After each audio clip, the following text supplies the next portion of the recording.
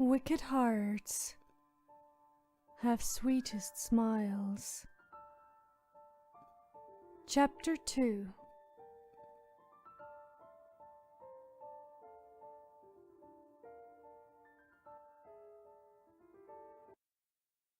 Aveline stood there with her eyes wide open, as if she had seen a ghost. Her heart was racing, and she had to lean against a wall for a few moments to evade the upcoming faint. Did she get that right? She should be his attendant at the grand evening?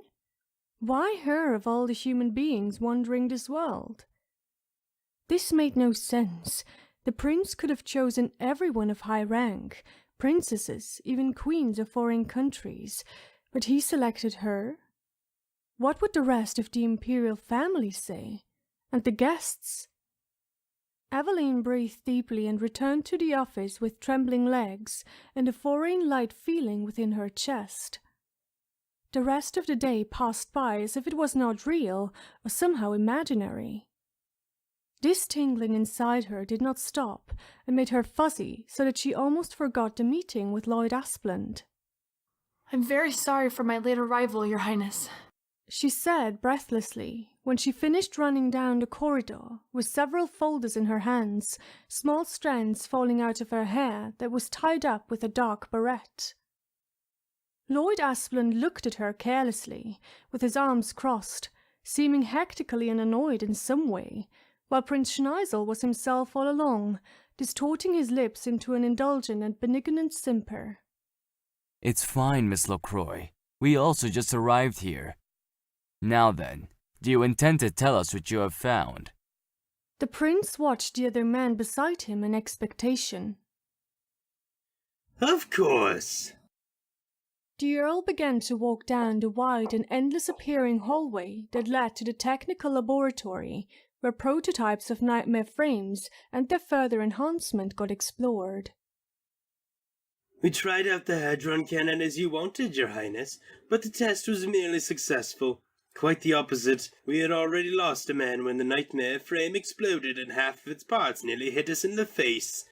He made a short break, stroked through his hair that had the same color as pure ice. "We tried to solve that problem, of course, but we obviously had no success in doing so." The three of them now stood in front of one of those battle machines. "Impressive," Aveline murmured, as she had seen them only on television, but never firsthand. "We even intended to lower the power of the hadron cannon itself in order to make it work, but that failed as well." "And what if the cube inside the core luminous is not strong enough to bear such an amount of energy at one time?" Aveline asked, deepened in her own thoughts, but then was shocked in an instant as she realized that she had spoken out of turn and without permission. She immediately kneeled down before the prince and the earl. "Forgive me, Your Highness. I was not allowed to speak, especially not in such a doubting tone and assuming that I could add something useful to this conversation. I sorely regret my rudeness, and I will accept any punishment you decree." "Nonsense." The prince disposed and offered her his hand. She was irritated by his ongoing kindness, although she clearly had made a mistake, as well as by the gesture itself, but after hesitating for a few seconds, she took it to get back onto her feet. Lloyd Asplund's face, who had been staring at her without expression, lightened up, and he all of a sudden seemed to be in high spirits. "How could we not think of that? How dare it was so obvious!" "What is it?" "Your fellow assistant is right, much to my astonishment." Aveline shook her head in disbelief, but Prince Schneizel still was serious when he demanded, "Please, explain yourself." "Well, when we developed the hadron cannon, we took the most advanced technology to create it, but we did not change anything about the components of the cube inside the Securidite device. The material it contains is too weak to master such an immense force like the hadron." The Earl promptly rushed to one of the many desks that stood in the middle of the room and started to take notes in enormous speed. "If I am able to replace this fragment with another, then it should be possible," he muttered, clearly not paying attention to the prince or his assistant anymore. Well, we should leave him to his work then, shall we? She nodded silently and followed him. Where did you learn about nightmare frames, Miss LaCroix? I am quite amazed by your knowledge and how you discovered the main problem so swiftly. A surprised yet also intrigued tone resonated with his gentle and consistent voice. Well, my father knows a bit about this kind of technology, and he used to teach me when I was a young girl. I've always been highly interested, to be honest, but it was just a guess that the main dysfunction lies within the cube. Still, it was good that you spoke your mind, Miss LaCroix. It's a feature I admire about you, among many other things. A light red color again laid upon her cheeks, and she automatically turned her gaze to the floor as a sign of subservience and simple gratefulness. You flatter me, Your Highness. I'm hardly... I will not accept a word of denial about that.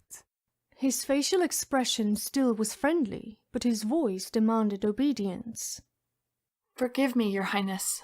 I will not speak against your predication again. I swear. Very well. Your Highness? May I ask a question? Go ahead. Aveline fumbled for words, still gaping insistently at the cold grey floor beneath her black high-heeled shoes that made a clacking sound each time they encountered the ground. Why do you want me to attend the grand ball with you? Please do not get this wrong. There's no greater privilege for me than this, but you could have chosen all those beautiful, dignified, and titled mistresses instead. She had been curious about his answer since he had told her about his intention. He looked down on her, small wrinkles appeared in the corners of his rolling lips, and he chuckled in amusement. Aveline took offense by this act and felt fiercely heat crawling up her face, which made her ears and jowls turn scarlet. There's no need to make a fool out of me. She protested contritely and curled her lips into a pout. Oh, please, do not misunderstand me. I never intended to bait you like this. It just so happens that He began, but got disrupted by firm, approximating footsteps. Schneizel? Princess Cornelia magenta-colored hair swayed sinuously with each pace, while her purple eyes were solely focusing on her half-brother. Cornelia, what a delight to see you. Can I be of any assistance? We have no time for pleasantries. The Chinese Federation denied the conditions of our treaties and declared war on us less than an hour ago. We have to anticipate that their attack will follow as soon as possible. I don't see how I can be of any aid. The Glaston Knights are still standing by in the homeland. That means my troops are less in number and, in addition, lack a great deal of attack damage as well. Please, we can discuss this on the way to the other high-ranking officers. By the way the princess spoke, even Aveline could hear that it was a serious situation, and that it should be handled at once. We should be off then. Miss LaCroix, please inform our sister Euphemia that we are unable to support her with the preparations right now. Certainly, Your Highness. I will instruct her right away. She took a bow and watched the two siblings stride away until they completely vanished in the darkness of the corridor. Aveline started walking into the opposite direction, on the shortest way to Princess Euphemia. She somehow felt incredibly worried. Princess Cornelia was not only Viceroy of Area 18 and an excellent strategist like her brother Schneizel, she also possessed the rank as Chief General of the Imperial Army, and furthermore was extremely skilled in nightmare frame combat. As far as Aveline had heard, she was a great duelist, but lacked mastery in handling human emotions. She hardly ever let someone look behind her facade, but a few minutes ago, Cornelia had seemed very unnerved and considerate. Both those emotions were unusual for her, wearing the title Goddess of Victory within the ranks of her fellow soldiers, and never showing any sign of falter. This declaration of war must have been a threat to the Empire indeed, else she could not explain the princess's reaction.